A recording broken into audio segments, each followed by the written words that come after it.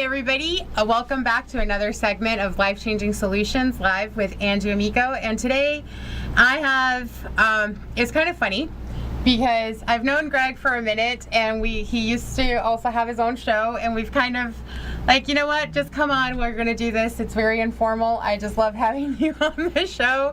I'm super excited. I mean, he's already an author, but now he's been working on a lot of stuff, creating a ton of content. I've been seeing him everywhere, so I was like, dude, you need to come on. Like, he's so awesome. I'm starting to fade away, but I committed like one of the first, rookie mistakes is to never ever wear green or blue with a green green screen, because then you start to fade away. So we're not supposed to reveal that green screen. Well, I'm super transparent, but no, but as you know, I don't mind those kinds of things. But so honestly, I am so excited for you. It's like you're just popping up everywhere. You have a ton of stuff. So for those who don't know you, let's go ahead and just back it up, because I know your story, but I mean, hopefully we're going to capture some new audience members here. So yes, hopefully, definitely. Well, first of all, you and I have been friends for the past year or so, and in fact, just to let people know, she's responsible for creating a monster in me, because she got me into doing the shows here on WCOBM. She was one of my first interviews, and then it just kind of like evolved to, I had my own show here for a while, and that evolved into some other things. So yes, you're right, I am throwing on a ton of content using social media strategies to build my own audience, right? And so a lot of things have been developing, and so the new thing is, well, not new thing, but basically I'm crafting what I teach for rapport and communication. And basically the whole root of that is my credentials, and what my background in is in NLP, or neuro-linguistic programming. And I'm making that more tangible, right, for rapport and communication. How you speak to a lead, a potential client, if you're doing any kind of presentation or video work, right? So we're getting into effective and influential speaking. It's not just about talking. It's not just about lecturing. It's not just about getting through the bullet points on your slides, right? So there's certain skills and attributes that I teach to be able to do that.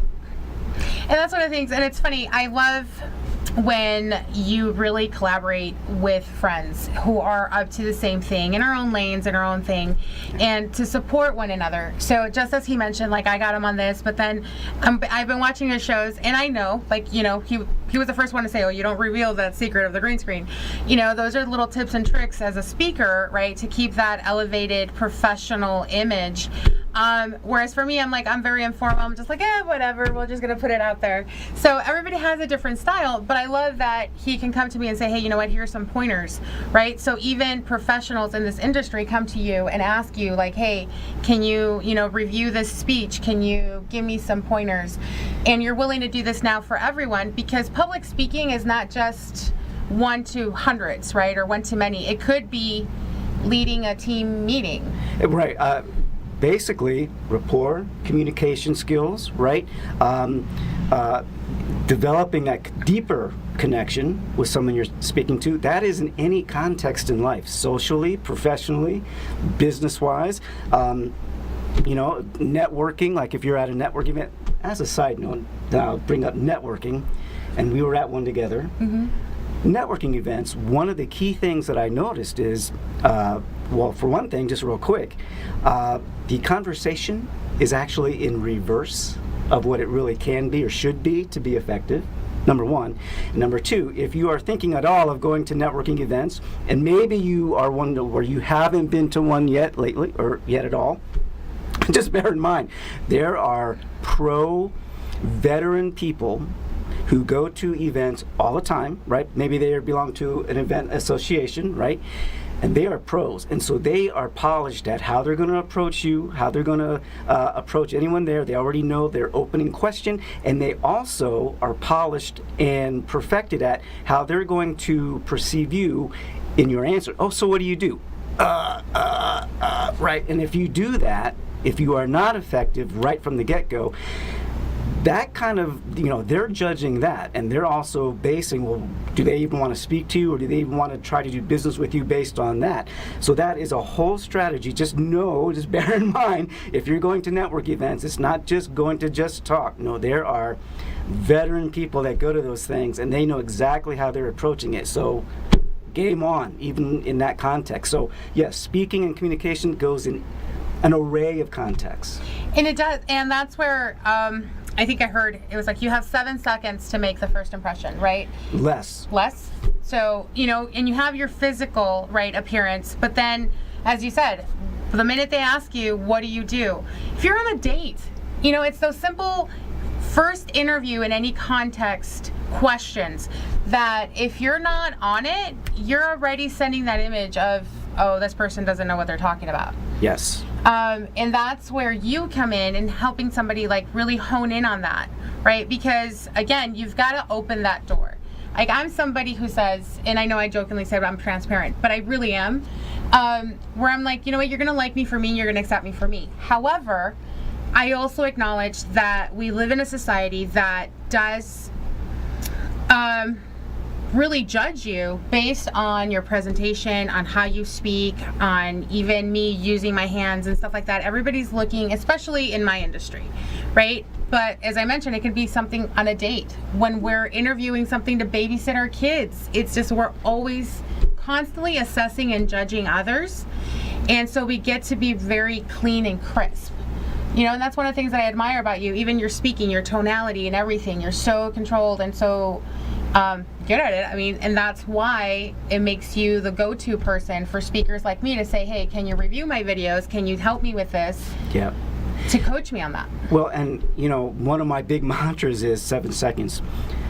I've kind of have developed the belief, accurate or not, but you have about 3 seconds before, let's say you are speaking to someone in any context, live, video, networking, whatever, before, today, society, internet and everything, people's attention span has gotten to be like that, right? So people will give you mere seconds before they've already put you in a box, what you do in a box. They've already built a perception of you, a judgment, a bias of you by the way you walk out in front of the room or on stage, your presence or lack of, or your gesticulation, nervous habits, nervous gestures, any of that, right? And believe me, if people don't even read, they skim. Can you imagine the amount of time you have as a presenter or someone that's doing any kind of presenting or talking or whatever? Can you imagine you have mere seconds before they've already clicked, or that's what he's going to talk about, or he's in that industry, oh, okay. Right. That kind of thing. Like, I already know they're going to try to sell me on something. Yeah.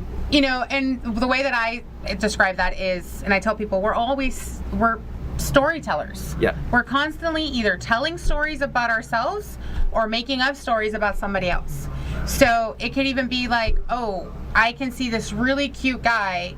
There's no way he's going to talk to me because he's too cute, he's too good to me. So I've never even met him, and I'm already making this assessment and assuming that I don't stand a chance. I'm making up this story.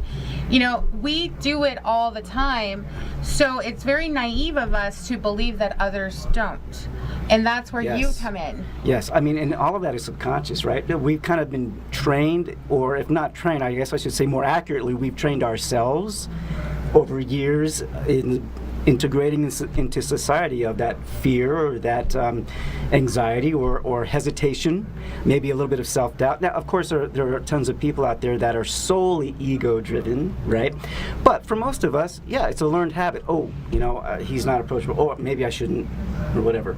Yeah, so speaking and rapport and making that deeper connection, I'm all about, if you're going to talk, if you're going to put on any kind of presentation, and I don't care if that's a video, right? Because I built a YouTube channel. I put videos on Facebook and LinkedIn, all the time, and YouTube. And it's kind of like, it's not about just talking. I mean, especially if you are a service provider of any type, If you are an author, a coach, if you're a realtor, if you are in financial services, maybe you are a professional in the physical fitness industry, whatever. If you're going to spend your time talking or presenting or being with someone, especially in that context, don't waste your time and don't waste their time. Make it so that they remember you. Make it that way you are more intriguing. They'll remember you the next day and they'll say, oh my God, he just so understood where I'm at right now and what I need. I got to get that person's book. Oh, I just got to get into that person's program, or I got to, can I get his, he or she's card to go to the next step? Mm-hmm. So it's not just about talking. It's not just about lecturing. It's really about effective and influential type speaking. And that's where, as I listen to you speak, like you and I had this conversation, one of my rules is the 80-20. Right? When I'm speaking to somebody, the truth is, 9 times out of 10, especially in a networking event, my approach is I make it all about them. People love to talk about themselves. Yeah. And so, which I think is very important in building that rapport. So you get in, your 7 seconds, and correct me if I'm wrong, but it's like, okay, this is my elevator speech. I'm Angie Amico. I do this, blah, blah, blah, but let's talk about you. Let's focus on you. Make it 80% about the other person. And then at the end of it, they're going to be wanting to call you because you really made an impact in them. Correct. And when I mentioned earlier about reverse engineering the conversational process, you hit it right on the point. There's a saying in marketing or in business, the person that asks the questions is the person that controls the conversation. That person can direct that conversation in any way that he or she wants to take it, but keeping in mind it has to be of value to both, right? Right. Otherwise you're not doing anything, and that's transparent itself. And the other person's going to see that. Especially in today's jaded, more savvy society and world, again, because of the internet, they pick up on those things within a second, even if it's subconsciously. So everything that I've just said, bearing in mind that, of course, you have to be someone of integrity and of, wanting to be of value to the other person, because then that's what creates the value for them. If they get the value, then you also get the value too of relationship building. Maybe it's a person that you could, have a joint venture partnership relationship, colleagues, as well as maybe building a rapport or a relationship with a potential lead or a client or what have you. And that's where, and again, going into the context, like these tips and tricks, like we tend to separate, right, and our lives. But the truth is, we walk as a whole person. And I am mom just as much as I am a businesswoman, just as much as I am a friend. And if I use these tools, I've noticed, even with my kids, like I have 3 teenagers at home. Anybody who knows teenagers, they go through their little phases or whatever. But I have found these tools to be very successful in communicating with them. Why? Because I'm not here imposing what I want on my kids, right? I ask them the questions. And then at the end, I'm like, so do you think, throwing out the trash would be the right thing to do right now? And they'd be like, yeah. And it's just so funny how by me asking these questions, and then they're like, look at me, I'm throwing out the trash. It's like, yes, you are. So that's honestly how, and that's where you say being in integrity, it's these tools are so powerful and successful that it can be a little scary sometimes. Well, I mean, to me, what that specific example, number one, that just goes to show you in any context, right? But 2, you just artfully had an element of persuasion to them, for whatever it was, and however you worded it, that it wasn't something that, I gotta go take out the trash. It's, oh yeah, let me do that.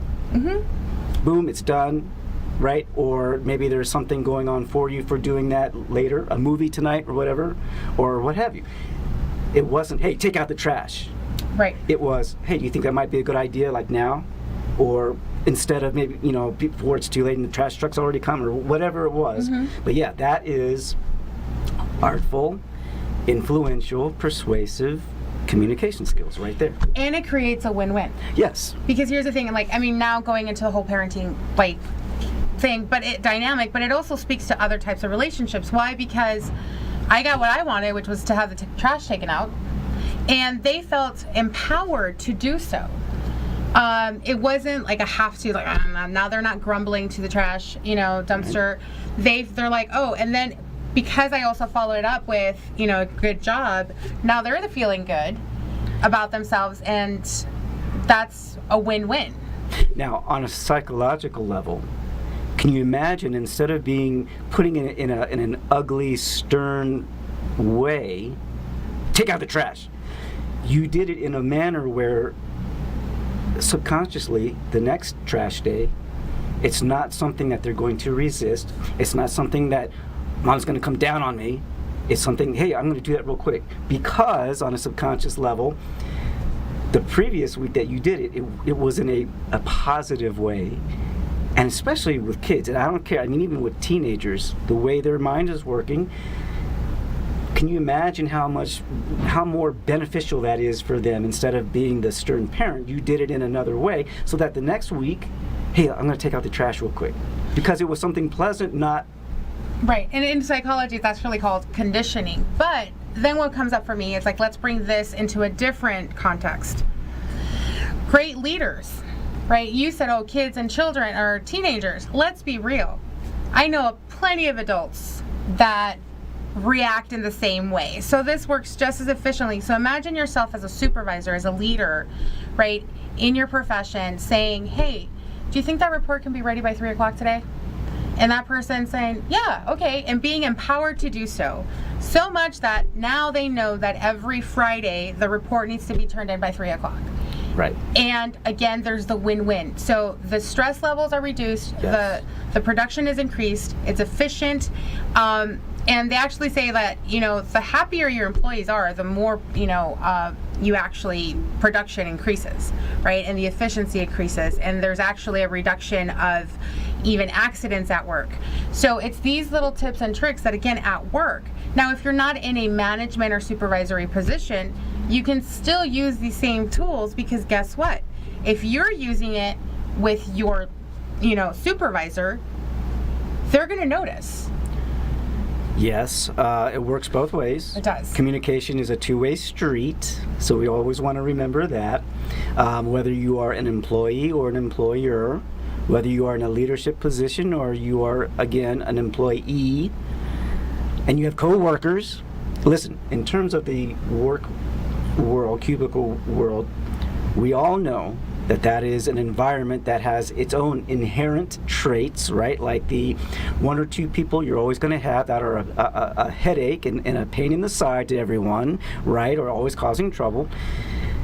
Is there a more effective way you can communicate with them that, number one, you don't get aggravated, and number two, you don't fuel their fire, because maybe they're wanting to razz you in the first place? And if you develop some more tools, shall we say, mm-hmm. right, more options in terms of how you respond, guess what, you might just turn their switch off, and they know it's not going to be worth their while to try to razz you or be a problem to you or bother you, because they know you're nothing to them, or they're going to come back at you with so much more effective skills that they're going to embarrass you, or they're going to shame you, or they're going to have fun with you. So again, like I said, what you just established, communication and how we treat each other is a two-way street. Mm-hmm.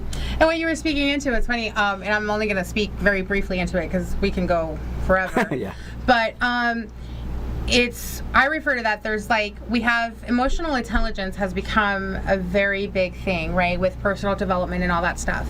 But where I'm also looking into is that emotional intelligence leads to emotional fortitude, which then leads to emotional agility. So in that communication, right, even if your boss is trying to, like as you said, razzle you up and get you going, if you have that emotional agility, you can maneuver with it and just take it in stride and be able to come back and communicate, because that's the only way we can get through. Like, communication is key to everything. Right. It's a human skill that, and I hate to, show my age, but I really think that today's society, modern Western society in today's age and the way things have been developing in this country, that is more needed now more than ever. Absolutely. So I think so, and especially since we do use technology to communicate, and so we lose a lot of the emotion and the connection. So there's still ways to go around that and communicate and connect, but I think we need to really make more of an effort and create that awareness, which is something that you are doing, not only through your videos, but so you have a book, you have your videos, and you're also putting out a class. Unfortunately, that has been canceled I'm sorry. due to snafus with the hotel booking and all of that. But all is not lost. Then I was going to put on, being transparent, I had scheduled and I was doing my marketing work, getting the word out for a live presentation for people here in Las Vegas. Some snafus that came up, but you can always go to speaktoconquer.com, and you have all kinds of tools that you can use. I've got a free masterclass you can check out, and there's a tab for that up top. I have a 4-video what I call mini course. That again, there's a tab up top for that. So I am going to be developing group coaching for people here live. So the live presentation that was going to be at the end of this month may be canceled, but that's not the only thing, right? So just go ahead and hit me up at speaktoconquer.com if you want to check out more of this stuff, or if you want a deeper dive. And again, I have a free master class that I recorded. There's a tab up top for that, speaktoconquer.com. Well, and I'm sorry about that, but those are the things that sometimes happen. I was supposed to go to San Diego this weekend, and just that is one of the unfortunate things that happen sometimes. Scheduling for speakers, it just gets a little crazy and stuff, but that doesn't take away from the content and the work that he's been creating and putting out there. As I mentioned, I personally have called him and reached out to him for little tips. I was supposed to go to San Diego, and I was like, hey, can you help me out with my speech? We've spoken about this, like, this is not just for somebody, like, don't look at him and be like, oh, I'm not a leader, oh, I'm not a networker, I'm not a speaker, I don't need this. This is your basic communication and how to connect with others and really achieve together what it is that you want. Right. I mean, the whole basis of what I teach is not if you're already a pro at speaking or presenting. It's for what I say, how I present it is tackling both sides of the coin, your inner game as well as your outer game. Getting over the fears, blocks, challenges, anxieties, nervous gestures, right, your inner game stuff, but as well as, again, mastering the skills at effective and influential speaking. So I'm not talking about already being a pro. I'm talking about you can do and speak effectively within weeks, not months, with how I teach. So no, this is about if you have those those challenges, hey, that's what I take care of. So I would say like maybe beginner to mid, because even for myself, and again, and I know I'm being a little pushy on this one, but I am a firm believer that we all need guidance, mentors, coaches, and that's the way that we can really improve ourselves or improve our lives, right? Like everyone gets off of their game. So we all need some coaching, we all need accountability, we all need guidance, and I don't care how hard and pro you think you may be, there's always some element, because even the best of us will fall off our game. And we always, the truth is, and this is where we get to look at ourselves and really look at that mirror and really acknowledge that there may be some places that are lacking, right, in our lives. Like professionally, I may be good. I may be at the top of my game. I may be, the best of the best, considered the expert. But maybe at home with my parents or with my children or whatever, I'm lacking in that relationship area. Finances. So there's different types of coaches and support out there. And I really believe, we go to church, and find support groups there with our friends. There's just different ways that we're doing it. We're just not really saying, oh, I have a coach. So again, don't discredit the support of somebody else, in an area that you may be lacking and need to really elevate. Absolutely. Listen, I follow certain people who are giants in the industry. I read their books, or their videos, what have you. And they talk about they worked with someone who is like the number one golf pro in the golf field and they improved their game. What have you. Kobe Bryant had coaches. The best of the best have had people that they still will work with for whatever little aspect to tighten up or to improve, to elevate their game.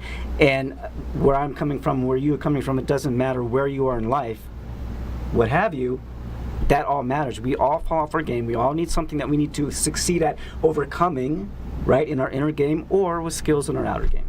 Yeah. So, and with that, time has run out. Like, wow, Yes. we just sat. I know, it's so funny. Thank you so much for coming on. Thank you for having me back on. I loved it. Had a great time. Thank you, everybody, for who tuned in and watched us. The recordings will be submitted. We'll have them on our YouTube channel. So where can we find you? Just Greg Lander on YouTube. Just type in that name. And if they You should want be to able get to a hold find of me. you, what's the best way? Greg at resultsmasterycoaching.com. Okay. Well, thank you again. Talk to you guys in a few weeks. Thanks.